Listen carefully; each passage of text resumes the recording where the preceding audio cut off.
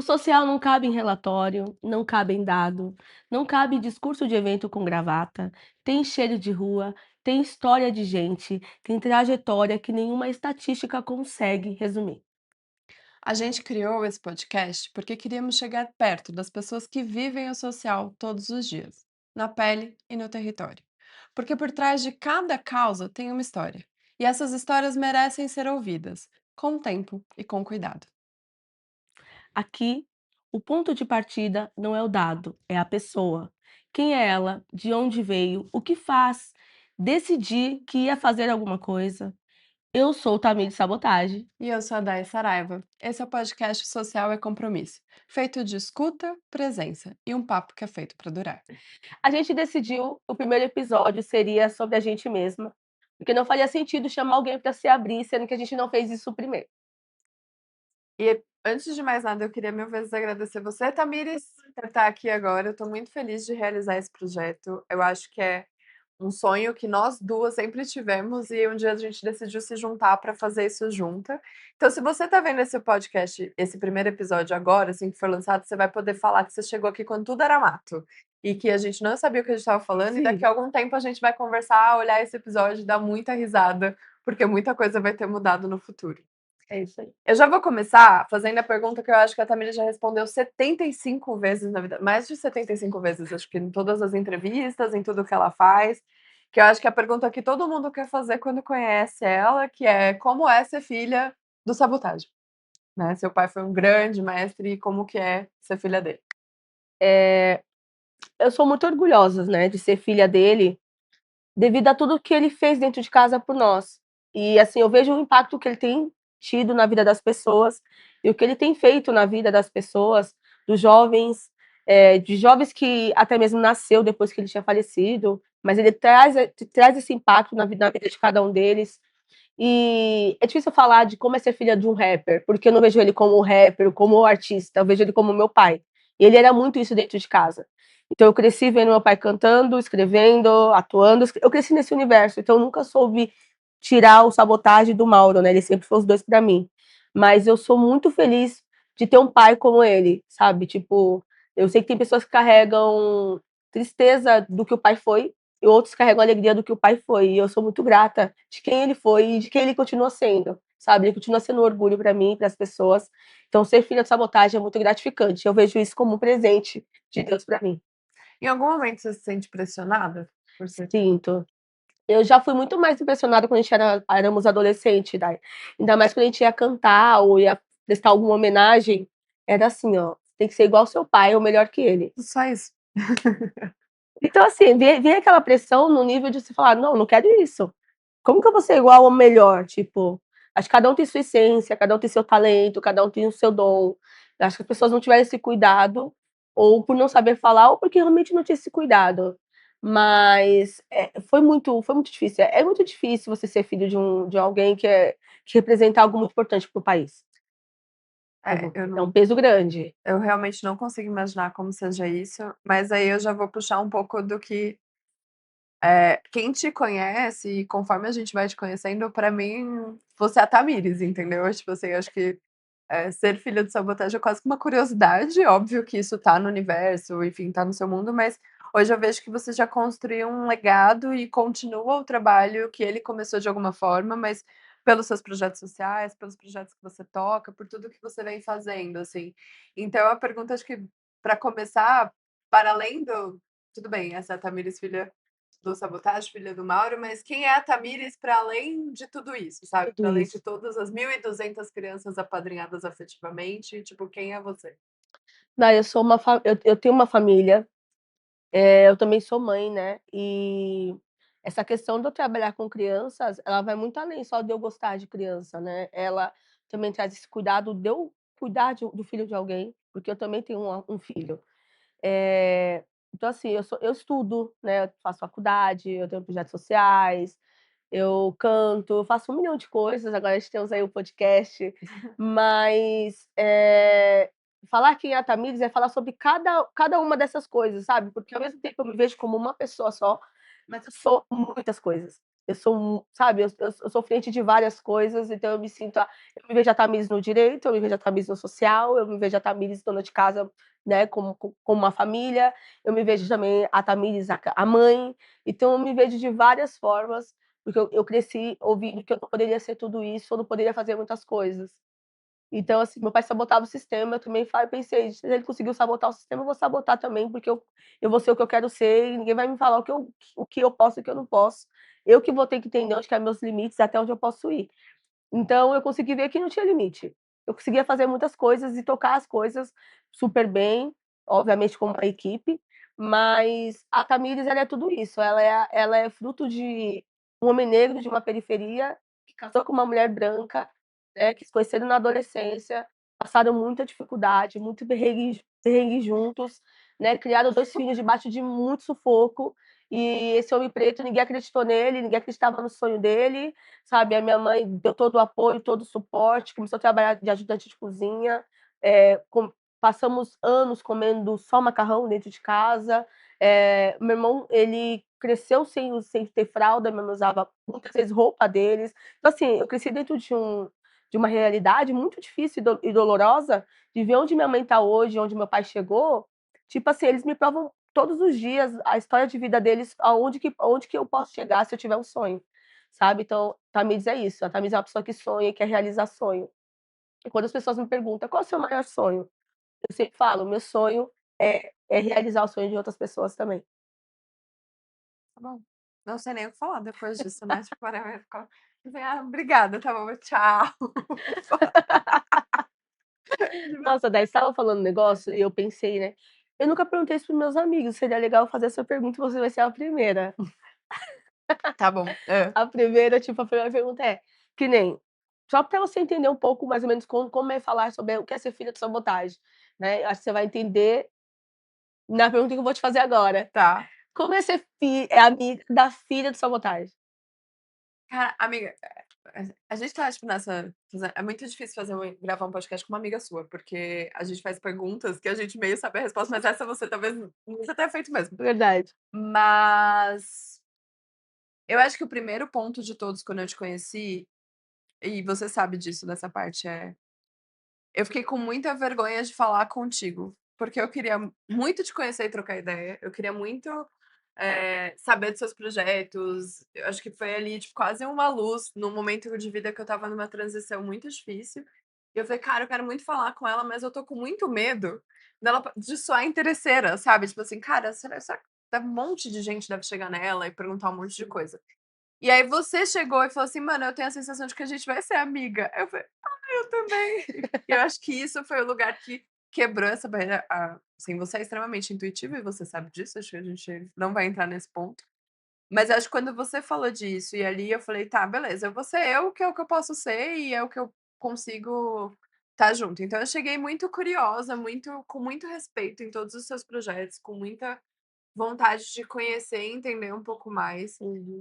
Sempre, obviamente, conheci teu pai é uma lenda, assim, acho que, né, a morte dele foi muito trágica, tipo, ele tem uma influência muito grande, no rap nacional, no cenário, e as críticas que ele fazia, infelizmente, ainda são extremamente atuais.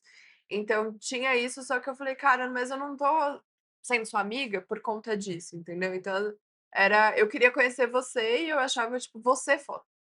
Enfim, desculpa o palavrão, vai ter alguns ao longo dos episódios. E aí eu comecei a ir, tipo, pra conhecer a Tamires. Uhum. Então pra mim, acho que pra mim é isso, assim, você ser filha de uma pessoa tão importante é uma curiosidade, porque eu acho que você carrega muito além disso, assim, eu acho que esse seu processo de descoberta, de permitir se descobrir, é inspirador, assim, uma vez a gente participei num outro podcast que me perguntaram de pessoas que me inspiram e você é uma delas. Porque ver o quanto você,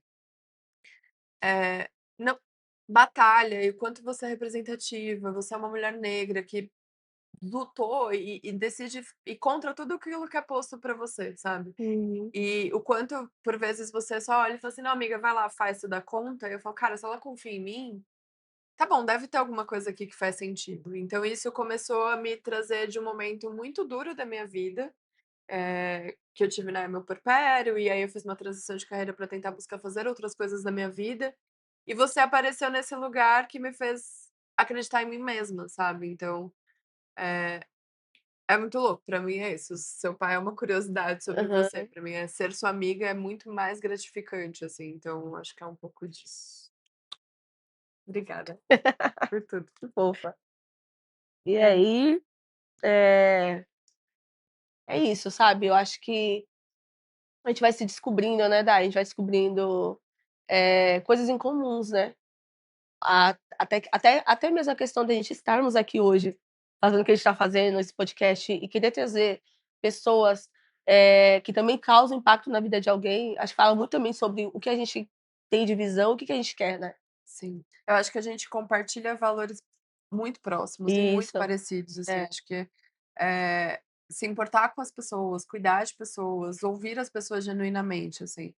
E aí minha pergunta para você nesse sentido é: como foi a escolha do social? Né, porque eu acho que esse é um grande carro-chefe, assim, das suas Uhum. tudo seu envolve passar pelas questões que você faz na comunidade que você nasceu, que você cresceu, que você vive. Então, assim, como que é e como que foi esse chamado para ir para esse caminho? Eh, eu nunca assim, quando eu paro pra pensar, eu não vejo, assim, aonde começou a surgir ou da onde partiu, né, porque eu sempre quando eu olho pra minha história de vida, eu sempre me vejo dentro de um social. Então, assim, eu cresci com ouvindo, né, minha mãe falando para o meu pai, tipo, e o dinheiro do show pra fazer uma compra, e ele não tinha nada, porque ele chegava na favela com R$ 250, na favela, mas não chegava em casa com dinheiro, porque até chegar em casa, daí ele saía distribuindo esse dinheiro. Então acabou o gás de alguém, ele dava um dinheiro, alguém faleceu, ele dava um dinheiro pra ajudar no caixão. Alguém precisava de ele ia distribuindo o dinheiro dele até chegar em casa, quando chegava em casa ele chegava sem nada. Aí ele falava pra minha mãe: "Calma que eu vou dar um jeito e vou arrumar dinheiro", né, porque na época ele não ganhava muito bem e ele tinha uma equipe, pagava a equipe e chegava com pouco dinheiro em casa. Então eu cresci já vendo meu pai nesse sistema, né, de como ele agia dentro da periferia, e eu cresci com a minha mãe fazendo bolo de aniversário dentro da favela. Minha mãe, ela era boleira da favela, naquela época era aqueles bolos, né, Sei, enorme. aqueles quadradões que tinham os Isso, bracetes, as fotos da criança, bem anos isso, 90. e é bolo grande e 4, 3 andares, aqueles bolão mesmo Sei, que você sei, sei. podia comer bolo à vontade, não esses bolo de hoje. Óbvio. Não, hoje em dia o bolo Ah, é já tipo um ficou trem que você nem invocada. pode cortar porque é de mentira, né, fake, aí já vem cortado da Já vem cozinha alguma coisa. Hã. isso aí. Ela fazia aqueles bolão mesmo, cresci vendo minha mãe fazendo, jogando refrigerante pra deixar molhado, toda aquela técnica, fazendo chantilly, colocando, sabe, Aham. tudo. Eu cresci vendo minha mãe fazendo isso, e aí a gente era convidados para todas as festas da favela, porque ela era boleira, eles cobravam: "Quanto você quer, né, quanto você cobra pra fazer o bolo?". Ela falava assim: "Não, não quero nada, eu só quero o material, a minha mão de obra vai ser o presente, e eu só quero que meus filhos vão no aniversário".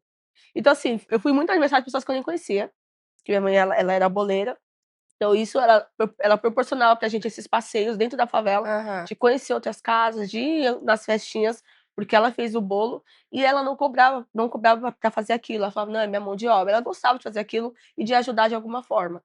Então cresci vendo muito minha mãe e meu pai nesse universo, sabe. E são coisas que me marcou muito, foi a ação dele com o dinheiro do show e dela com o bolo, mas eles fizeram muitas outras coisas. Então eu sempre fui inserida nesse universo dentro de casa, de presenciar isso.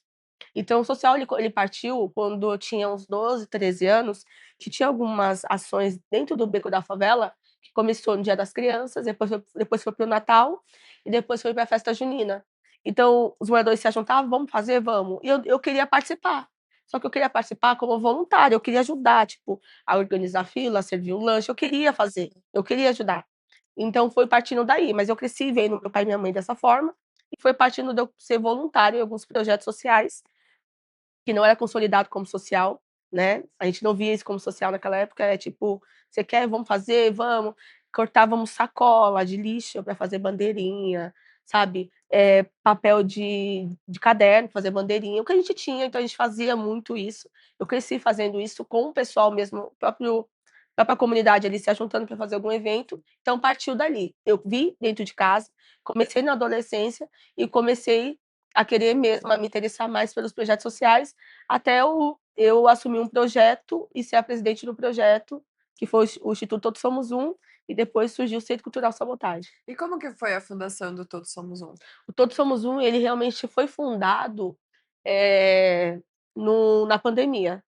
Na pandemia a gente Importantíssimo, né? tudo fechado, ninguém sai, a gente saía, a gente entregava comida, a gente entregava produto de higiene, álcool em gel, Cândida, a gente fez entrega de 10.000 cesta básica, a gente começou a fazer muita ação na pandemia, e aí começou a vir parceiros grandes, precisava de CNPJ, a gente precisava de um CNPJ, a gente não queria CNPJ, e de uma hora você vai sendo empurrada para a parede até fazer e ver não só o CNPJ como o vilão, mas como um parceiro, um aliado. E aí a gente tinha essa visão de vilão, mas não, ele Faz faz parte, parte, faz tem parte. que ter, É né. uma porta para abrir recursos e para poder conseguir recursos de quem tem recurso, Isso, é né, porta que assim abre porta. exato. Não é fácil, é burocrático. Tem algumas coisas do terceiro setor que precisam acontecer, ele abre essa porta, Uhum, enfim. que é necessário. Exato. Então, realmente, surgiu na pandemia, só que nós já tínhamos um projeto que ele funcionava há 10 anos. Mas ele foi consolidado na pandemia, vamos dar um nome, vamos ter um CNPJ, que para ter um CNPJ precisa de um nome. E aí partiu de dar esse nome, né, todos somos um, pelo que a gente fazia, a gente se via, né, um pelo outro, e aí vamos fazer esse projeto acontecer, vamos dar um nome, vamos. Quem vai ser a presidente? Aí fizeram uma votação, eu não estava no dia. Você riu, né? Eu vi a cara de vocês, meus amigos. Ah, tá, amiga. É muita cara. Eu chego na reunião, tipo, eu estava fazendo alguma coisa, que eu faço 1.000.000 de coisas. Quando eu cheguei na reunião, tá todo mundo sentado, ó, já decidimos, tá? O nome vai ser mesmo Todos Somos Um, é isso aí que a gente tinha comentado. Eu falei, não, esse é legal e tal. Mas a gente já decidiu que é o presidente é você. Aí eu, não, Parabéns. parabéns. Falei, não, como assim o presidente? Porque eu, tal, tem que ser você e tal. Não, tem que ser você, tem que ser você, tem que ser você. A gente, né, quer que seja você e tal. Então eu fui meio que colocada para ser a presidente do Todos Somos Um. Um monte de Por gente livre, espontânea, super pressão, empurrada, assim. E aí eu fui. Aí surgiu. mas é um processo de liderança nato que você tem, assim, de fato você assumir eu acho que você assume a liderança das coisas sempre dando muito espaço para as pessoas serem as suas melhores É. versões, assim, não adianta a gente falar, principalmente Todos Somos Um, mas é quase um movimento, né, então assim, as pessoas vão, se apoiam, todo mundo ajuda, é sempre muito bacana, assim, ver as ações de vocês na comunidade, na favela e ver o quanto o olhinho das crianças brilhando, Uhum. toda essa parte que é, tipo assim, que ainda é necessária, né, tipo, um Sim, monte de sim. gente critica, um monte de gente fala um monte, mas assim, cara, e aí, se não tem uma organização que faz, quem que vai lá na Páscoa levar chocolate para as crianças, entendeu? Ou, tipo, é muito fácil falar, enfim, e vocês fazem isso, tipo, tudo muito organizado, é tudo muito legal. E você só dá espaço para as pessoas serem assim, é um estilo de liderança muito diferente, assim, mas você se vê como uma líder? Hoje eu me vejo, né, você comentando, daí você me trouxe algumas coisas que eu não me via com essa potência que as pessoas sabiam que eu tinha e me viam, né. Eu não me via dessa forma, tipo, a potência que eu tinha, a liderança que eu era, eu não me via. Então acho que por isso que muitas vezes eu falava: "Não, vai você, não faz você", tipo, não porque eu não via esse potencial. Talvez as pessoas que têm projeto social também não tenham essa visão, né, então é legal a gente trazer isso à tona, que pô, todo mundo tá enxergando, por que que eu não enxerguei ainda, sabe? Por que que você não enxerga ainda? Por que que você ainda não viu isso em você, esse potencial que a sua família já enxergou, seu vizinho já enxergou, a sua comunidade já enxergou isso em você. Tem em você, sabe, daí também, sabe? Então, assim, às vezes a gente não enxerga o potencial que a gente tem, porque todo mundo tem um chamado, Tem. sabe? Todo mundo tem um chamado a ser exercido, e aí você não tem essa noção de quão grande você é. Hoje eu tenho essa noção, eu não tinha essa noção. E hoje é no hoje 3 anos pra cá. Tipo, faço isso há uns 12, 13 anos, sabe. Então, acho que quando você começa a se descobrir, também tenho a fase de se descobrir e se sabotar, Ah, tem. entendeu. Então eu comecei a me descobrir e comecei a me sabotar. Então você tem que passar por essas fases de se descobrir, de não se sabotar e assumir seu papel de liderança, porque é isso que eu sou e realmente as pessoas enxergaram, eu também enxergo, e agora vamos lá, eu vou tocar isso. Em algum momento você falou dessa questão de se autossabotar, né, eu acho que todos nós passamos por isso em certa medida, graças a Deus a terapia existe pra gente É isso aí. passar por essas partes mais ilesa. Mas teve algum momento, assim, desse processo que você falou: "Não é isso que eu quero, vou desistir, deixa eu ir embora"? Eu Tipo, acho "Eu sou só uma criança, como eu vim parar aqui", sabe? é, eu acho que sim, deve ter sim. Todas as áreas da minha vida que eu toco, eu já pensei nisso. Nenhum foi, tipo assim, quando eu pensei dessa forma, não foi em todas as áreas, eu acho que talvez eu tinha parado com tudo, né, então sempre aconteceu em uma coisa, já aconteceu no direito, já aconteceu no social, já aconteceu no empresarial, em algum sabe, algumas áreas, mas é aquilo, isso começou a acontecer quando eu comecei a conflitar com aquilo que eu sou e com aquilo que eu acho que eu não era. Como assim? Eu sou isso, eu sou essa liderança, mas eu acho que eu não sou. Então isso conflita muito entre sabe, dentro de mim. E aí quando eu comecei a entender que realmente eu era essa liderança, eu era essa pessoa, comecei a vir a autossabotagem. Que aí já entra o quê? Eu não sou capaz, será isso mesmo? Será que eu tenho esse poder de fala? Será que eu tenho mesmo essas atitudes? Será que realmente eu causo esse impacto? Sabe? E assim, você começa a querer a cancelar agendas, a não ir para algumas palestras, sabe? Querer fazer, a deixar de fazer coisas na qual você é chamada para fazer, porque as pessoas veem seu potencial, vê, né, aquilo que você carrega, e você acaba falando: "Ah, acho que não é isso não. O pessoal tá muito enganado sobre mim. Estão muito enganado ao meu respeito".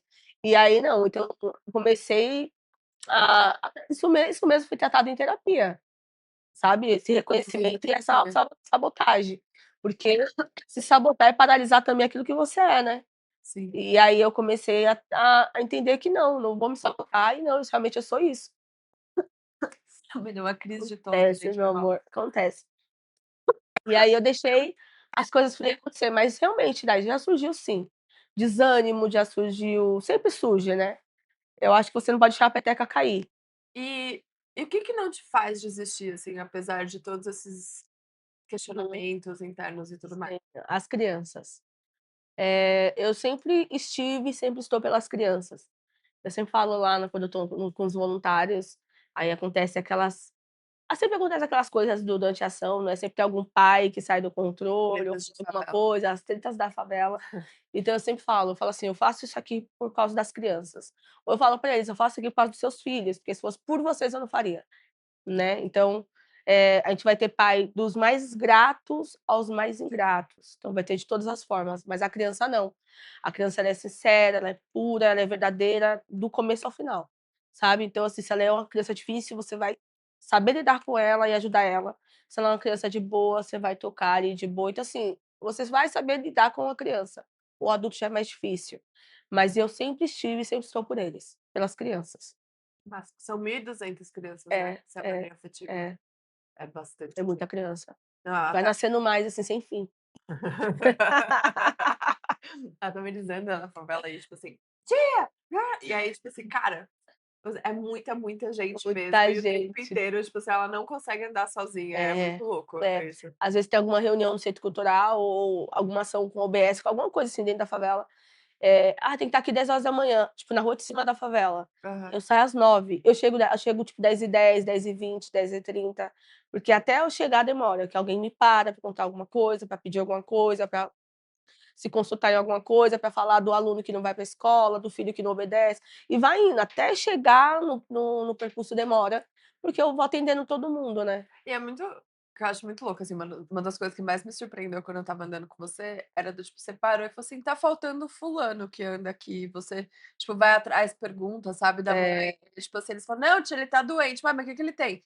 E aí, tipo, é muito legal que mesmo sendo 1.200 crianças, eu sei, eu tô quase morrendo, então assim, você imagina, tipo, você sabe da história, sabe se tá bem indo bem na escola, se não tudo. tá, e isso é muito, muito, muito É, legal, assim. eu acho que é isso, eu acho que eu tô lá no Boqueirão desde os 6 anos de idade, né, Dai. É sua vida, né. É minha vida ali, eu tenho 31, então assim, eu conheço todo mundo e tem muita gente nova que eu ainda não conheço, ainda não me conhecem, mas a gente vai conhecendo, que as pessoas vão indicando, vai lá no centro cultural, eles dão cesta básica, eles fazem isso, tem cursos, então as pessoas acabam me conhecendo através disso.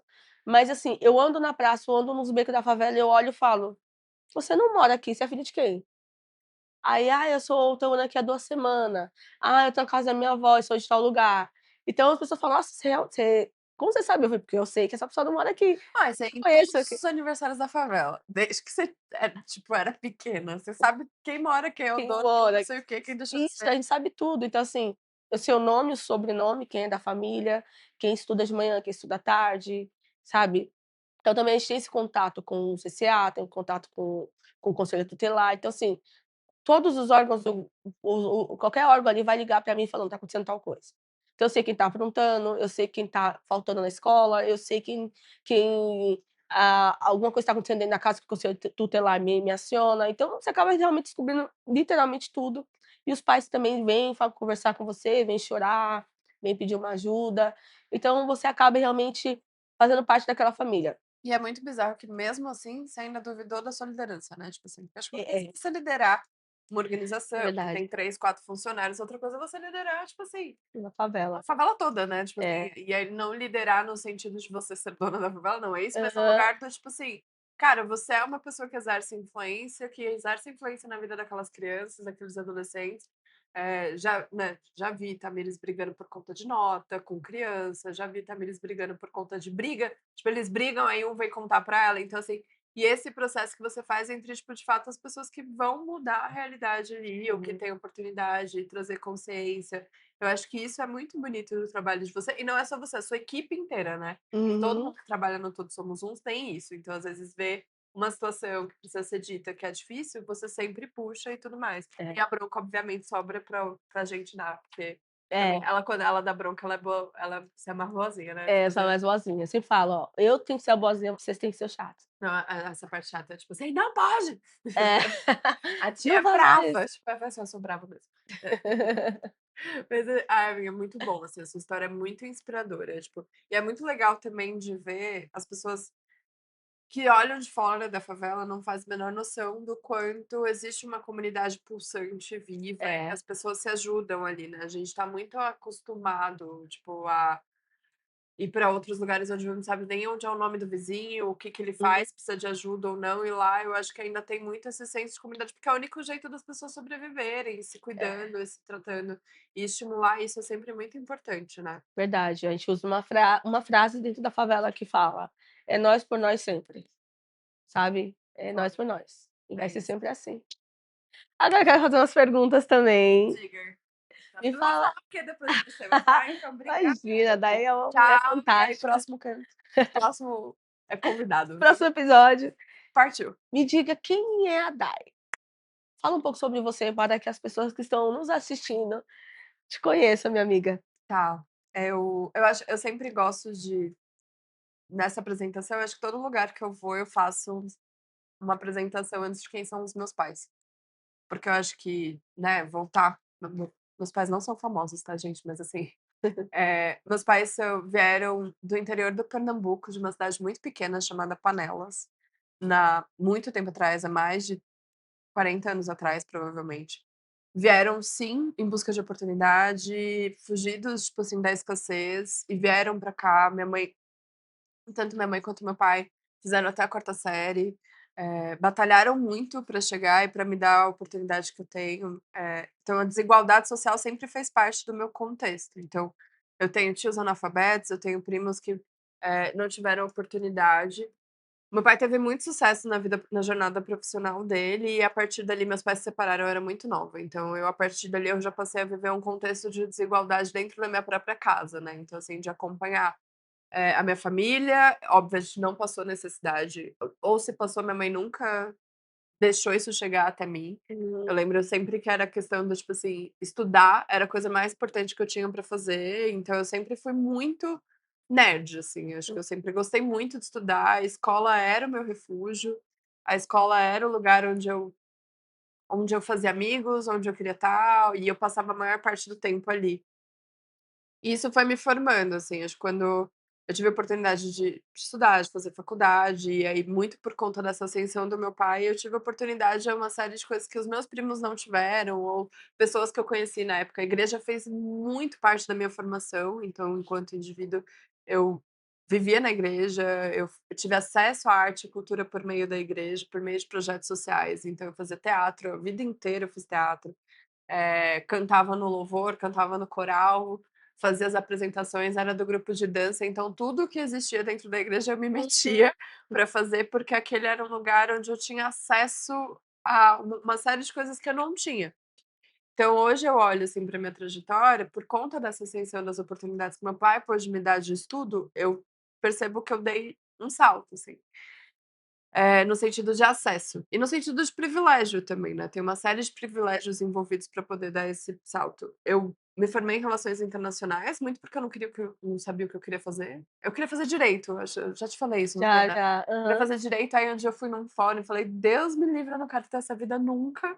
E aí eu fui fazer, tipo, fiquei perdida por um tempo, fiz faculdade de relações internacionais, muito no sentido de eram temas que eu gostava de estudar, e saí disso e já fui direto para o terceiro setor, porque o que me motivava muito era entender um pouco da eu tinha muito entusiasmo por políticas públicas e o papel transformador que o Estado tem na vida das pessoas.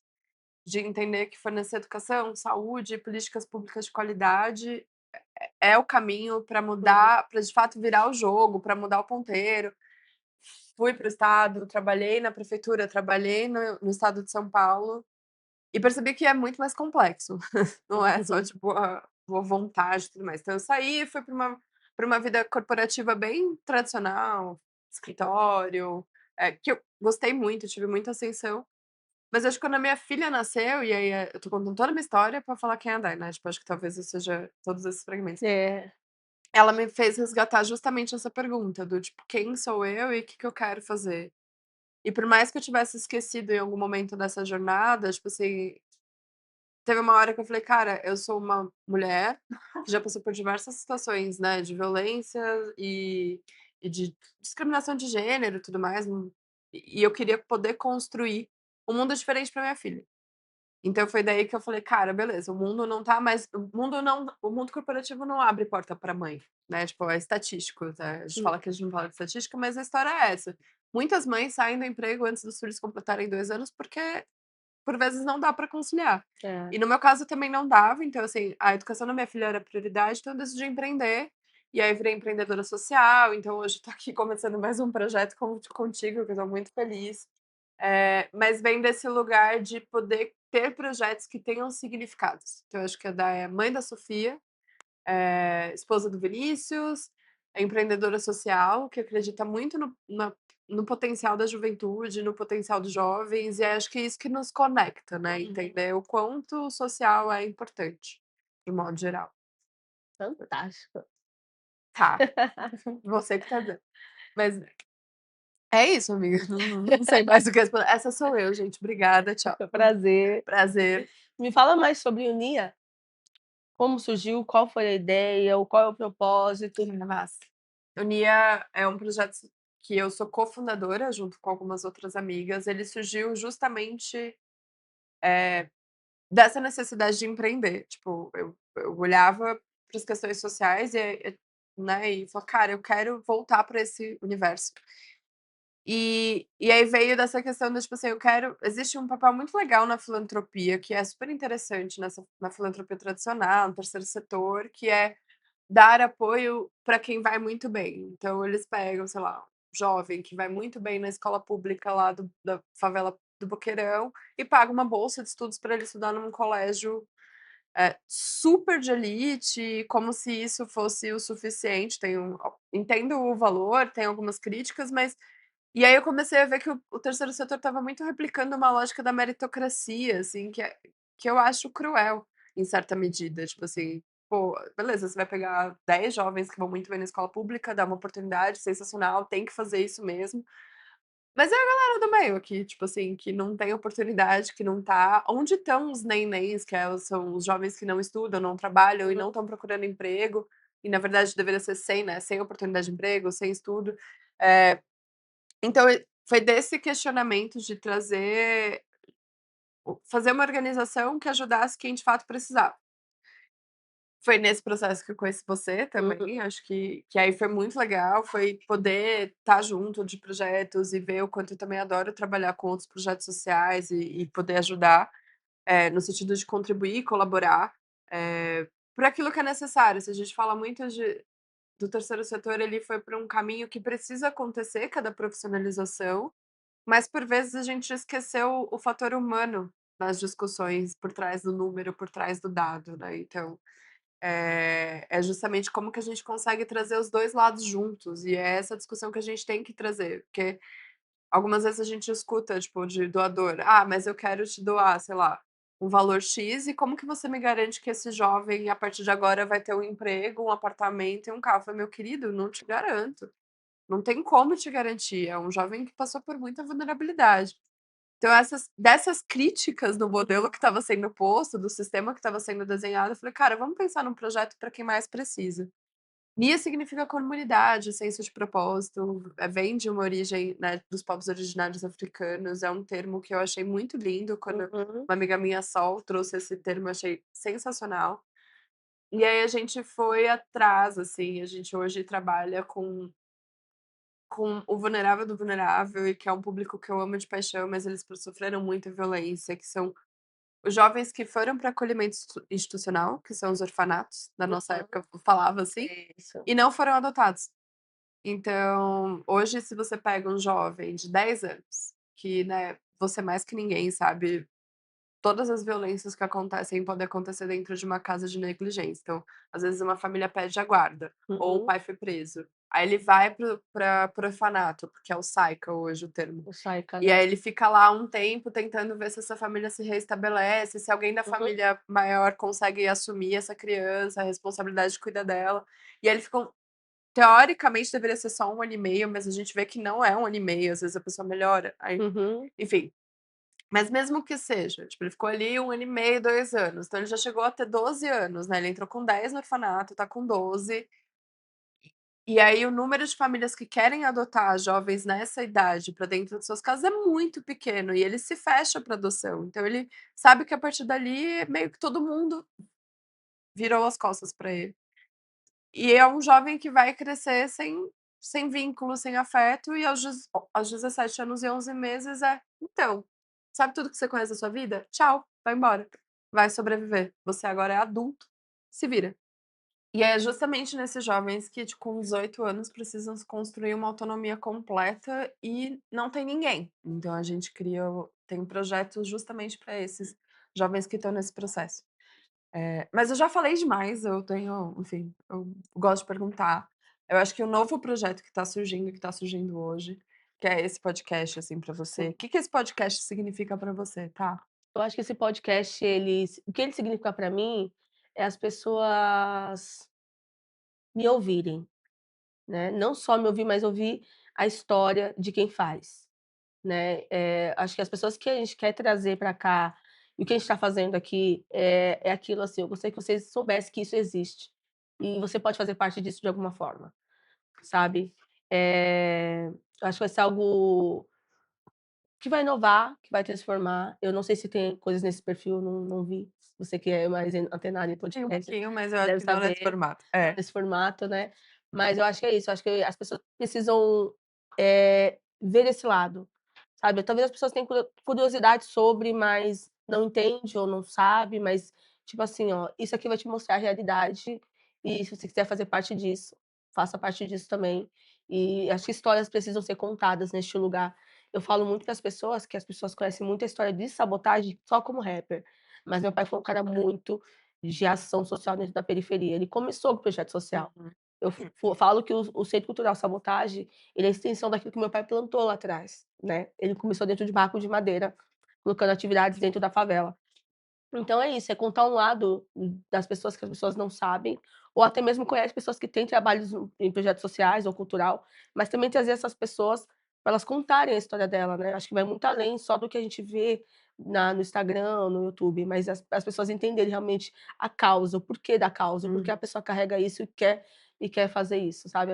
Acho que é mais ou menos nesse sentido, na minha visão. É muito nessa linha, no sentido de, tipo, quando você pega notícias e o que você olha sobre comunidade, sobre favela, o que sai é violência. É. Violência, tráfico de drogas, e a gente nunca para pra conhecer e aprofundar em quem são as pessoas que estão fazendo e trazendo vida e trazendo pulsão de vida para aquelas pessoas, oportunidade. Se o jovem não vai virar traficante, é porque ele teve um acesso de um projeto social, de uma senhora que não se vê enquanto liderança e que está fazendo ali no quintal da casa dela uma série de coisas que Uhum, ainda não está formalizado e que não está nessa discussão institucional, mas que ela está ali porque ela cuida, de jovens, de crianças, de idosos. Então, a ideia, assim, que eu acho que seria muito bacana é justamente trazer e dar palco e dar luz e visibilidade para aquilo que tem de talento, para aquilo que tem de bom. E eu acho que a gente tem muito conteúdo na internet para valorizar, tipo assim, gente rica, muito rica, que tá ficando cada vez mais rica, mas e a galera que tá no corre todo dia, que pega metrô lotado, que mesmo sem nenhuma oportunidade tá fazendo as coisas pra, sabe, pelo próximo. Uhum. E a gente deveria estar dando palco e visibilidade pra essas pessoas e não da pessoa que nasceu milionária e que: "Olha, nasci milionária, agora sou bilionário". Parabéns. Tipo, não é o que que você tá fazendo pra mudar o mundo, pra mudar a realidade das pessoas à sua volta, assim. Então eu acho que é começar a produzir conteúdo com escuta, com significado e mostrar também pra quem tá dentro da favela que é tipo assim: "Cara, você pode estar aqui, entendeu? Vem aqui, mostra o teu projeto, mostra a sua cara". A gente precisa começar a falar e colocar luz nisso, nessas histórias, né. Eu acho que Isso. esse é o grande objetivo. E aí, já posso emendar a próxima pergunta? Porque eu tô Com cheia de certeza, perguntas. bora lá. Tô, tipo assim, roteiro gigante, a gente vai melhorar essa fluidez com o tempo da galera. Mas, que você gostaria que isso transformasse nas pessoas que escutam o nosso podcast? Nosso podcast. O intuito é que quem assiste tem um grande impacto, sabe, de ver a realidade dentro da periferia, que não é só o que a mídia fala, que é tráfico, morte, desgraça, tristeza, sabe. Não, existe um outro lado dentro da periferia, e o social que é enxertado dentro desses lugares, ou de lugares que precisam, né, de pessoas que precisam ser alcançadas pelo social. Né, pelos projetos que a gente faz, tem um grande impacto na vida delas, e até mesmo no destino delas. Então eu quero que as pessoas que assistem entendam esse propósito e esse projeto, entendam que não vai além só de entregar uma marmita, sabe, vai muito além. Vai muito além de só ajudar a pessoa a fazer um currículo, vai muito além. Eles precisam entender que não é só o básico, o superficial, que vai muito além. A gente não muda só a vida de alguém, a gente muda o destino da vida de alguém. Então, De que uma esse programa família. mostre isso, um contexto, sabe, a pessoa cresceu num contexto de família difícil, uma geração difícil, e ela rompe sabe, aquela bolha, ela muda todo o cenário da vida dela, da família dela e da próxima geração dela. Eu quero que as pessoas que assistam entendam que isso é transformador. Ai, que lindo. E você, amiga? Assim, o mesmo que o seu, eu acho que a gente tem que começar a trazer visibilidade, mostrar talento, mostrar o quão pulsante é, quão empreendedora é a favela, quantas pessoas ali deveriam estar dando aulas de negócio e de como se virar, e não necessariamente uma pessoa que só porque fez uma faculdade fora do Brasil. Eu acho que tem seu valor também, não é isso, mas que Hum, vamos valorizar essas pessoas e sim. valorizar os talentos e as habilidades que elas possuem. Mas uma das coisas que um questionamento que eu me fiz, assim, ao longo da minha carreira e que eu acho que é interessante também, para você que está dentro do mundo corporativo, ou para você que está dentro de uma bolha que reconhece seus privilégios, perceber o quão distante você tá dessa realidade, assim, o quão distante o quanto tem gente que ainda precisa de ajuda, o quanto uma cesta básica faz sim diferença na vida de uma família. E que isso não você não precisa ir, né, pra longe, tá aqui, tá em Hum, São Paulo. E que às vezes um pouquinho de compromisso com uma organização social é capaz de mudar a realidade de diversas pessoas. E você também sair do seu privilégio, do seu lugar para mexer o ponteiro, assim, eu acho que não é possível que a gente acredite que seja normal pessoas passarem fome, pessoas viverem em situações precárias. A gente precisa começar a se engajar de verdade para mudar o ponteiro, para fazer as coisas acontecerem pelos outros. Então é isso, assim, eu acho que queria dar visibilidade para essas questões, dar visibilidade para essas pessoas e tocar quem tá ouvindo, para fazer uhum. um pouco diferente, porque às vezes você tá ali sentado no sofá, meio chateado, depressivo, sem sentido na vida, e você precisa, tipo, talvez se engajar num voluntariado, tipo, usar os seus talentos para ajudar uma Sim. organização a se institucionalizar, a conseguir mais recurso. Então é um pouco disso, assim, acho que esse é um ponto. E aí, tá, acho que talvez para encerrar, queria que você contasse uma história, assim, uma história que te inspire da favela. Nem isso não estava alinhado, então Uhum. só apertar. Surprise. Uma história que me inspira da favela são as mães da favela. Foda. Caraca, é fantástico a força de uma mãe, né, somos mães, Aham. sabemos, Nossa. mas o que elas enfrentam, o que elas agarram, o que elas passam, sabe, para sustentar a sua casa, sabe. Muitas delas nem sonham mais, nem têm sonho mais, porque eu preciso fazer isso, eu preciso ajudar minha família, eu preciso sustentar meus netos e os meus filhos. E eu quando falo mães da favela, engloba as avós, né, porque muitas delas são as mães dos seus netos. porque sua filha morreu, né, foi assassinada num feminicídio, ou é uma usuária de crack, e a avó segura as pontas, cuida dos netos, ou a mãe mesmo que segura toda a barra da casa. Então, assim, essas mulheres são muito inspiradoras. Então, cada casa, se eu te levar em cada uma delas, você vai sair transformada e mexida, sabe, de força e garra. Então, assim, que nem eu te falei, elas acabam não sonhando mais seus sonhos, porque agora o seu único sonho é trazer um futuro para o neto ou para o filho da qual ela não teve, sabe. Então, é Exato. uma luta constante ali dentro. Eu estava numa palestra esses dias também de terceiro setor, e aí uma pergunta que me mexeu muito foi: "Onde estão as avós?". Porque quando você vai andando na comunidade, você vê que tem sempre um grupinho de idosos ali jogando dominó, jogando alguma coisa, ou no bar, ou enfim, independentes espaços que já estão aposentados ou que, enfim, que estão nas suas condições, mas que já ao final da vida estão ali e que podem fazer alguma coisa. E as avós estão onde, sabe? E aí a verdade é que nós mulheres a gente não pode descansar nem na velhice. Hum. Porque o lugar de cuidado fica nessa avó e dentro da comunidade também vai pra cima dela, porque a filha precisa trabalhar, porque a neta precisa fazer isso.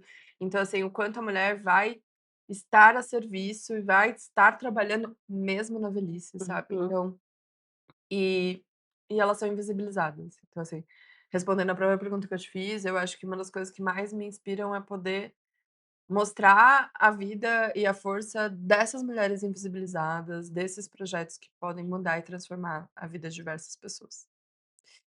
Agora, a gente vai olhar para essa câmera aqui, acho que é isso.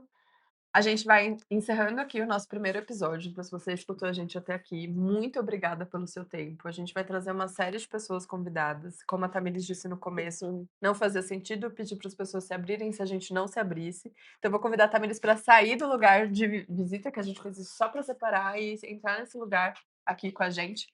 Porque a partir de agora é nós duas. Ai, amiga! E o entrevistado. Exato. E algum entrevistado que você já vai saber na próxima semana. É isso aí, gente. Acompanhem a gente, sigam, compartilhem e divulguem. A gente precisa muito que vocês façam isso, por favor. Então, assim, as 1.200 crianças da Tamires vão assistir, mas Vão. a gente vai além disso. A gente pede muito para que vocês compartilhem nas redes sociais. É isso, obrigada, É isso tchau, aí, e até a não próxima. esqueça que o social É é compromisso. compromisso. Tchau, Tchau, pessoal. tchau.